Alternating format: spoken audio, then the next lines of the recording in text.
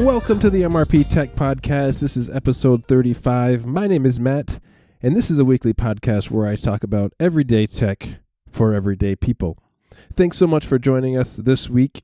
And if you've been listening to the last few episodes, we've sort of been talking about Ubuntu Studio, along with different woes that I'm having with Windows and Mac when working on things like video editing. And starting off this week, I have some feedback. I got an email this week from JT. And JT sent me a message and he said, I just finished listening to your podcast, number 33, and I'm attempting to do many of the things that you are. Videos for Ubuntu Studio and free and open source software for musicians.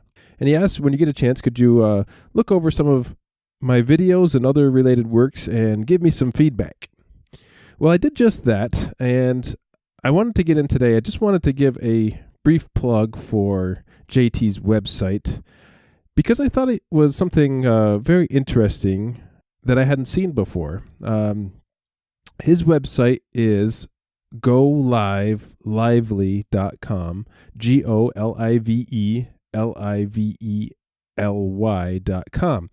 And he's sort of doing many of the things that I'm doing in different ways. He is promoting the things that he's passionate about, and open source software is one of those things. He is also into indie music and health and fitness as well. So if you have an interest for any of those things, go to the website golively.com, and you'll see a lot of his blog posts regarding open source software like Ubuntu Studio. He talks a lot about Ubuntu and XFCE and Thunar, and he also writes for opensource.com. So I would encourage anyone to check out that website and give him some feedback on some things to help him grow. I gave some comments to him regarding an email. The other thing that he did is he is starting to do YouTube videos, and he sent me an email asking to watch through this video on OpenShot, the open source video editor for Linux. And it was actually perfect timing because just before I received his email, I was watching a video on Kdenlive. And if you remember last week's episode, I was talking about my frustrations with iMovie and not having the features that it used to have, creating lots of problems, just making life difficult in general. And I started considering the open source way. So I watched a really great tutorial on Kdenlive. And after that, I was really thinking to myself, I really need to watch some OpenShot videos and compare the two of them. So, his email was actually perfect timing sent to me because I could compare two well-known open source video editors. And after watching his video, I went to YouTube and I watched a few more tutorials on OpenShot.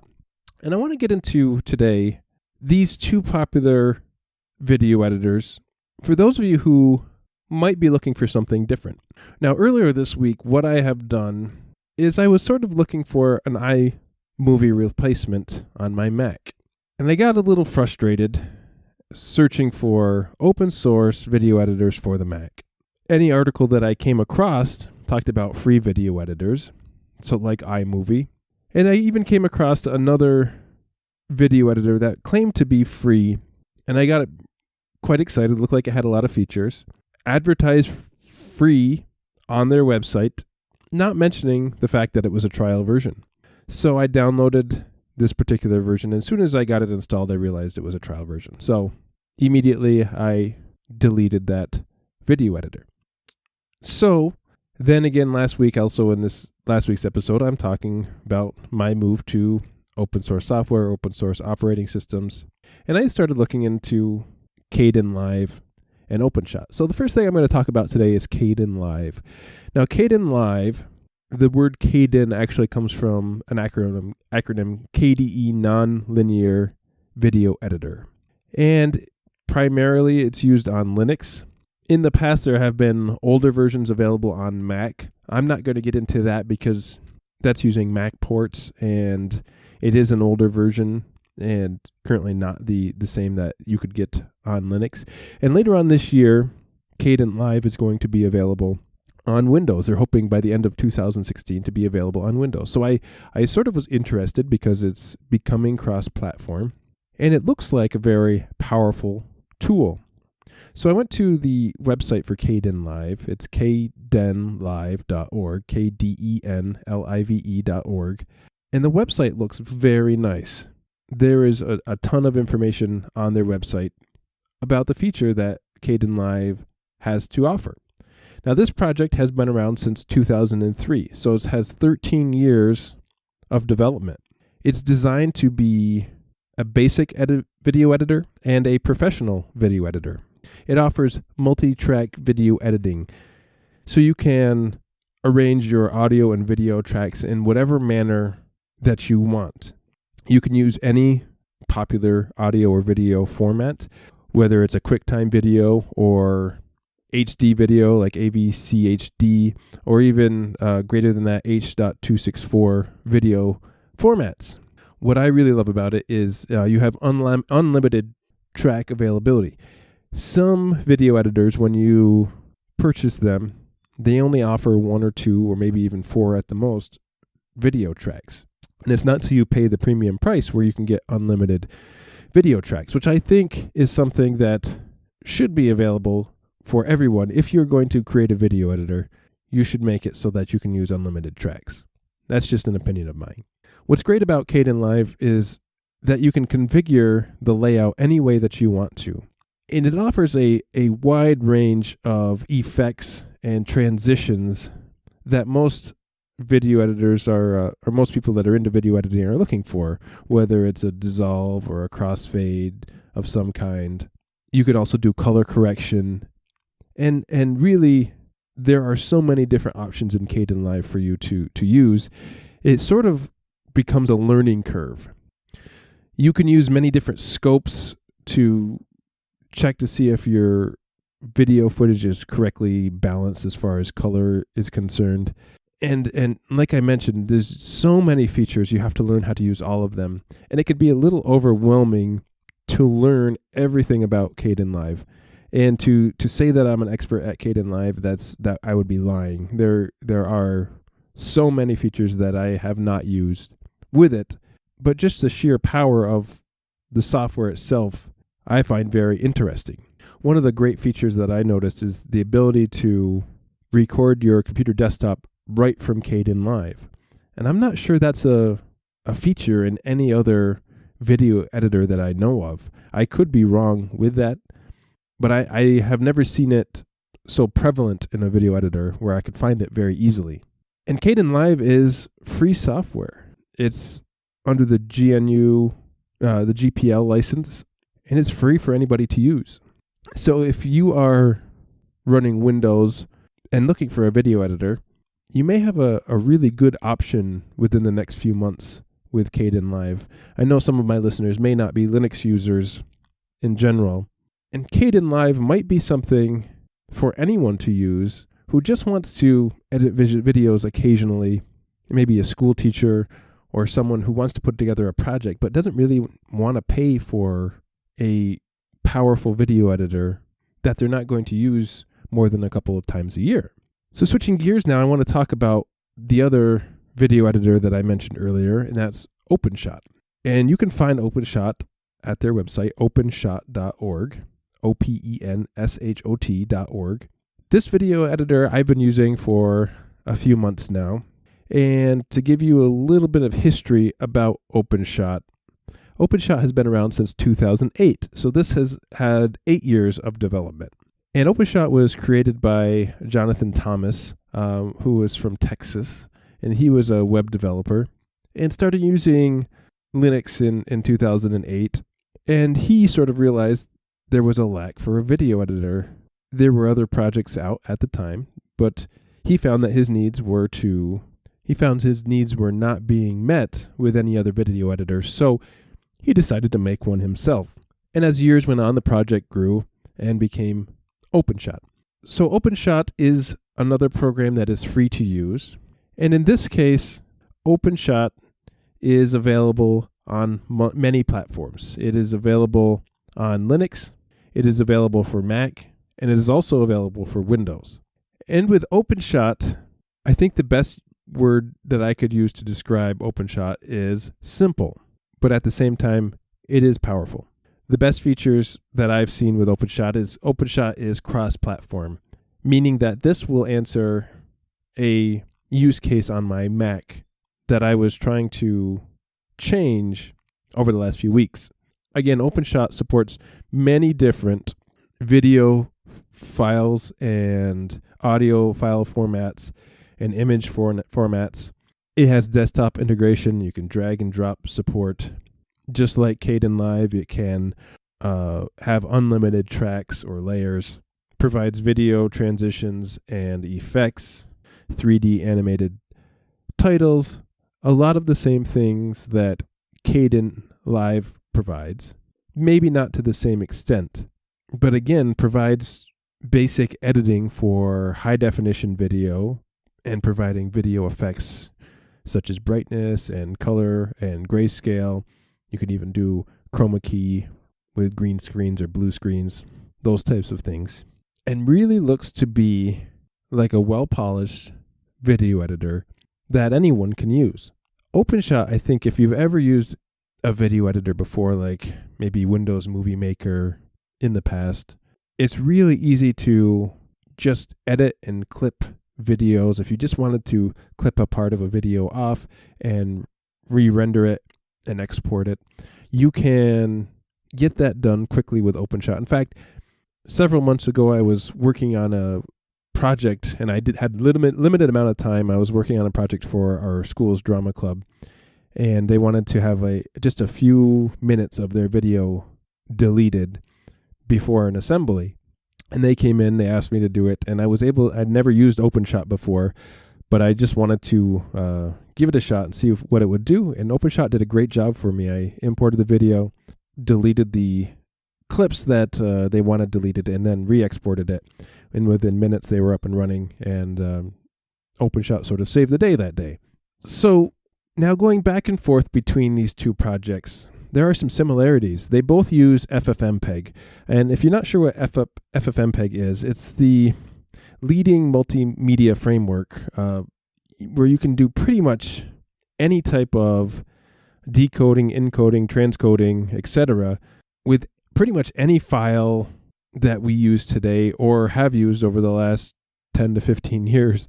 And it is a really powerful tool, and it's an open source tool for video and audio editing. And it's built for Linux, Mac, Windows, BSD, Solaris, any other basically operating system that's out there. FFmpeg is a really powerful tool. So these projects are very similar towards one another. I think OpenShot is geared towards very basic video editing, and Kdenlive offers a tremendous amount of production options. In the past, they have been somewhat buggy on certain hardware, or they may have had certain software issues over the last few years, but they both seem to be very well polished now that I'm looking at them. So which one would I choose? Would I choose one over the other? Well, to give you an example of what I need for video editing, my video editing that I do frequently really is not anything major. In fact, with iMovie, I was doing very limited things, putting in title pages, maybe credits, also clipping and deleting certain parts of videos that I edit when it comes to recording and live concerts and things like that, trimming videos and then exporting them. So very basic things. And I can do that in both Kdenlive and OpenShot. However, if I'm working on my Mac, right now OpenShot is the only option that's available between Kdenlive and OpenShot. That may change in the future. The Kdenlive project may work with Mac ports and get the current version of Kdenlive out and available for Mac. If I'm working in Windows, Kdenlive and OpenShot, right now currently OpenShot is only available on Windows, but Kdenlive is saying that by the end of 2016, there will be a Kdenlive version available for Windows. So if you're working on Windows, I would recommend OpenShot. Give that a shot and see if it works for you. That's something that you can download today over at openshot.org. If you're looking for something a little bit more powerful, you may want to wait a few weeks, maybe a month, and Kdenlive will be available for anyone interested in video editing. If I'm working in Linux and I'm working on a YouTube video or another project, and I'm looking for something a little bit more powerful, I'm going to go with Kdenlive. And I think one of the things that I don't like about Kdenlive is that there's so much available on the default setup that it's sort of hard to navigate through all the features that are available. But once you get used to the workflow with Kdenlive, you really start to understand the power that it has. OpenShot has a very clean look, clean layout, easy to find the very simple tools that it has to offer. It looks very polished. And Kdenlive, as I mentioned, just has a ton of different tools that are available for you. And you sort of have to understand what those tools do and what they have to offer in order to use it effectively. So would I choose one or the other? I would actually choose both of them, believe it or not. And I think I explained that earlier, why I would use both. If I'm looking for something simple, OpenShot is the way to go. If I'm looking for something more advanced, Kdenlive is the way to go. And with that, we really have to understand that that's what's great about open source is we have two different projects that are available for free for download. And these projects are based off of, developers and community members who really have a passion for this project. And one of the things, as I mentioned, going back to this email that I got from JT earlier this week, was that one of the things that I told him is that it's always good to be a little different than everything else out there. And starting with the things that we're passionate about is always a great way to go. So with JT, with his website offers things that he's passionate about, whether it's the physical fitness aspect or the indie music aspect or the open source software aspect. And with Kdenlive and OpenShot, they are offering different products with things that they're passionate about, whether it's a simple video editor with a few features or a professional video editor that's striving to offer a large amount of details. And that's what's great about open source software is everyone can work on their passions, what they're passionate about, and create these products that are both simple in design but very powerful tools to help us get our work done. So what do you think? Which video editor do you use? Do you use Kdenlive? Do you use OpenShot? Send me an email. It's mrptechreviews@gmail.com. I would love the feedback. I'd love more feedback because it gives me more things to talk about. And I'd be happy to give you a plug on my show and talk about things that you want to hear about. And special thanks goes out to JT for sending that message in today. It really got me thinking more about these open source video editors, and now I have a much better idea of what it is that I'm going to use as I continue working with Ubuntu Studio on my production machine for this podcast. I'm going to be looking more into these tools over the next few weeks. And if you're looking for other great shows, check out podnuts.com. Great resources for great shows, such as Linux for the Rest of Us, the original Podnuts, Podnuts Pro, Podnuts Daily, Android App Addicts. Great shows with lots of great information, and all the rest of the shows that are out there on the Podnuts network. And if you want to hear more from me, you can check out my Facebook page. Just search for MrpTech Reviews on Facebook, or my YouTube channel, searching MrpTech over on the YouTube. Thanks, guys, so much for listening. We'll see you next week. Hope you all have a great Thanksgiving here in the U.S. Have a great start to your holiday season. We'll see you next time.